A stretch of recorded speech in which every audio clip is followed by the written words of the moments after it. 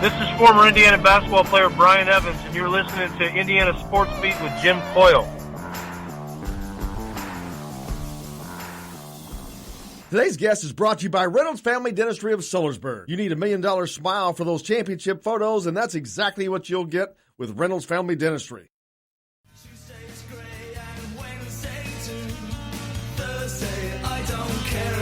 Welcome back to Indiana Sports Beat here on this Friday. Coyle Leary with you as always, joined now by one of the greats all time, Fuzzy Zoeller. I cannot thank you enough for joining us today, man. We've been talking, we got golf all week, but this is the epitome right here. Thank you so much, Fuzzy.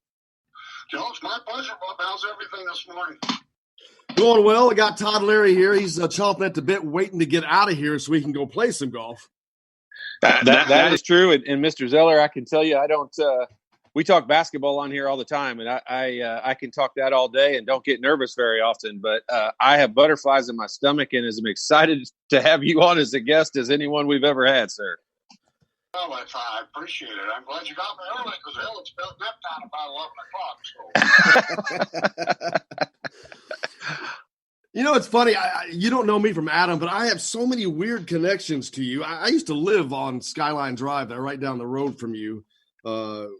Back when I was younger, always knew who you were in the big house on the hill, but it's so weird to have so many connections. I competed in a rodeo for a long time, and the saddle I rode actually used to belong to you. I got it from Tommy's Sheets down there, but I know your girls used to have horses and all that, but great connection. It was a weird thing for me to competing in that saddle, knowing that it used to belong to Fuzzy Zoeller.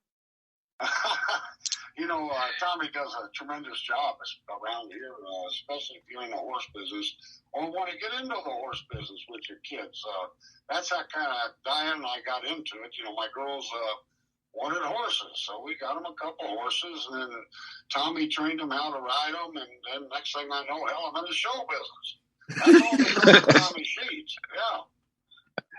Oh, absolutely. And then I have a picture of me and you taken at the Fred Meyer Challenge in Portland, Oregon. I used to be a TV sports anchor, and one of my last jobs was out there, but that was back in the early 90s. I remember that event. Bob Knight actually played in that event. I have a picture of myself, Knight, and Peter Jacobson, but I have one with you. But also I remember there, Payne Stewart was there. I talked to John Daly. It was such an incredible event. It was a non-PGA event, but it was such a cool event. That was probably one of the largest one-day events that was put on for charity. That was huge. I mean, that was a show, is what it was. It was a show.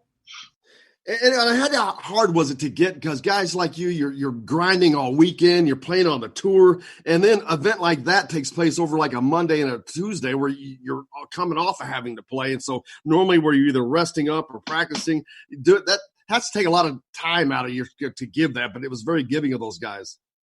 Yeah, well, trust me, playing on a Monday and Tuesday was no big thing because most of the guys back then did a lot of corporate outings, so they were flying from the tournament site to another spot to participate in a corporate outing. But the 2 days up there, that's kind of nice to be able to unpack your clothes and just kind of lay out and rest for a day or two. Even though we had to play golf, the golf part of it was easy. Going out and having fun with the people, which the Fred Meyer Challenge was all about, having fun with the people.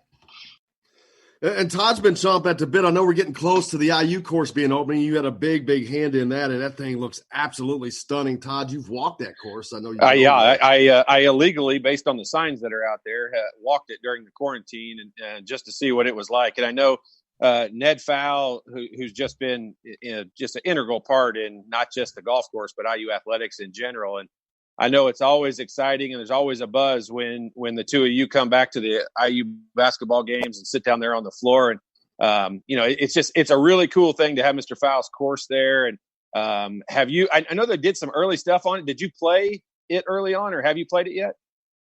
No, I have not played. I probably won't play it. I'm due up there, I think, a week from Sunday.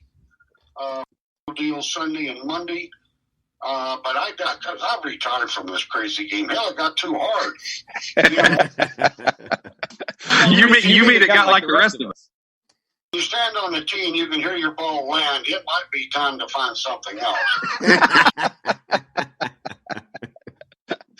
Found my tractors and found my fishing rods again. Kind of enjoyed it, to be honest with you. We are laughing about that, but there is a lot of truth to that because, like I said a minute ago, the grinding, it goes on, especially a pro athlete. It's just nonstop. And to get to a point to where you can go back and doing things like you're talking about. I know yesterday you just wanted to sit on the tractor and do what you want, and I understand that, or fish.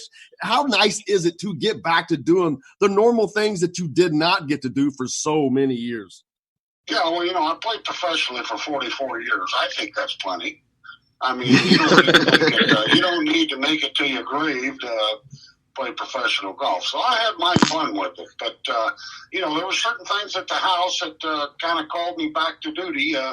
With my wife's illness, she's got a rapid stage dementia. It's required a lot more time being around the house, which has been good. I mean, it's terrible for her, but it's been good for the whole family, to be honest with you. Because we've kind of finally reunited after 44 years. It's always a great thing. And, of course, you got the two courses that are down there to take care of, Champions Point and Covered Bridge. So many, I don't know, so many people that live there. Dr. Reynolds, a good friend of ours, lives out there. But just two of the premier places in the state and long have been. As soon as they were built, they were instantly just a great facilities. Yeah, I don't think that this one at Bloomington, Indiana is not going to be a tremendous facility. Steve Myers, I got to give the man credit for an architect. He did a tremendous job of laying this golf course out. And then with my little touch here and there, it turned out beautiful. So the IU golf course is one it'll be probably one of the best in Indiana, if not the best in Indiana. Hey, Fuzzy, the Masters being moved to November. I mean, one of my first thoughts as an expert, you have being a former winner of that, which is just incredible to be able to talk about. But what'll be the differences, if any, of that tournament being, in November versus the early spring and April timeframe it usually has? Well, I think it'll play much faster, which should make it play a lot tougher. The ball will continue to roll away from the greens as opposed to hitting and just stopping. So, yeah, there'll be a difference there. The greens will be at rapid speed because, the cool nights, you're not going to be scared of burning them up in the heat of the day. So, yeah, there's going to be a lot of different golf there. It'll be kind of interesting. I'm not sure November's the perfect time to do it down at Augusta because, you can get some cold weather down there, but right. It's still the Masters. Will you take part in the par 3 contest? Will they still have that even though it's in the fall? Yeah, I'm going down. I'm scheduled through Thursday, and that's probably what I'll do. I'll go in the Saturday before, Sunday before, and do the corporate work in the evenings, except for the Tuesday night that I have the dinner.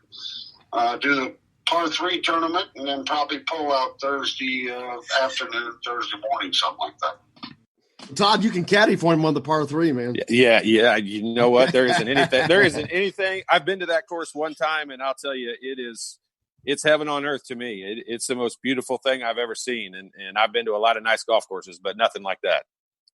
It's crazy, but you think about when they built that golf course and what the machines they had to work with, and to build such a beautiful spot in the hills of Georgia. Yeah, it is spectacular. It really is.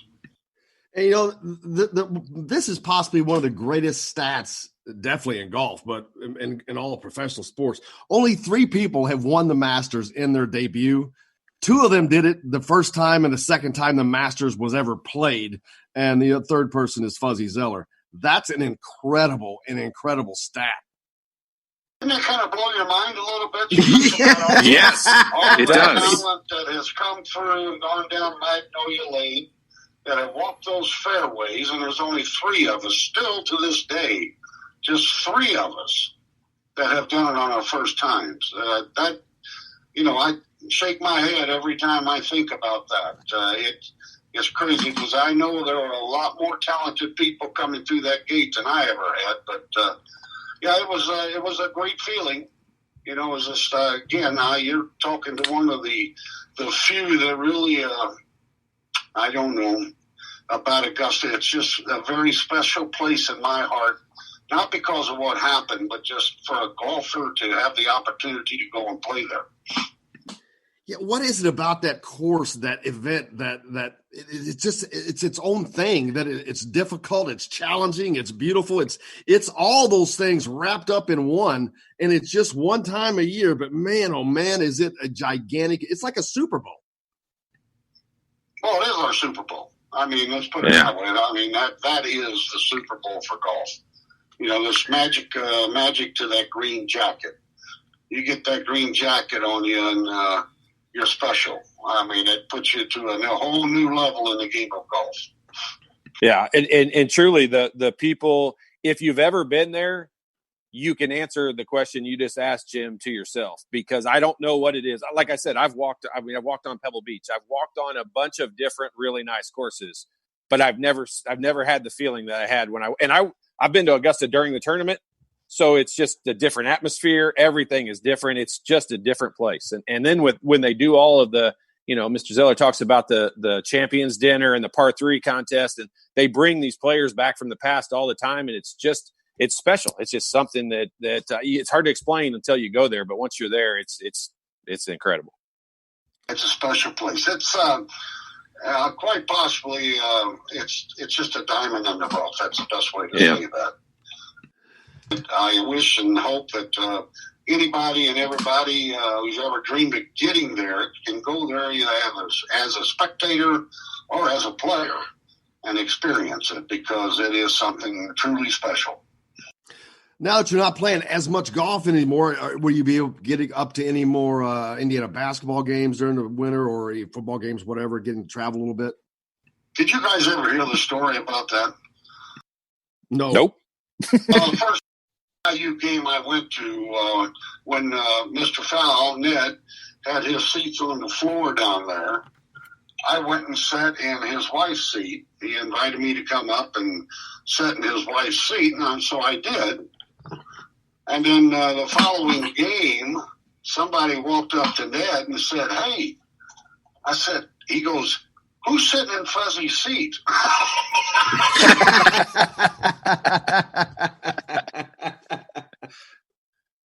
Perfect. So I joke with Ned Fowl all the time about that. Of course, he is a very good friend of mine, a close friend of mine, but we have fun with that.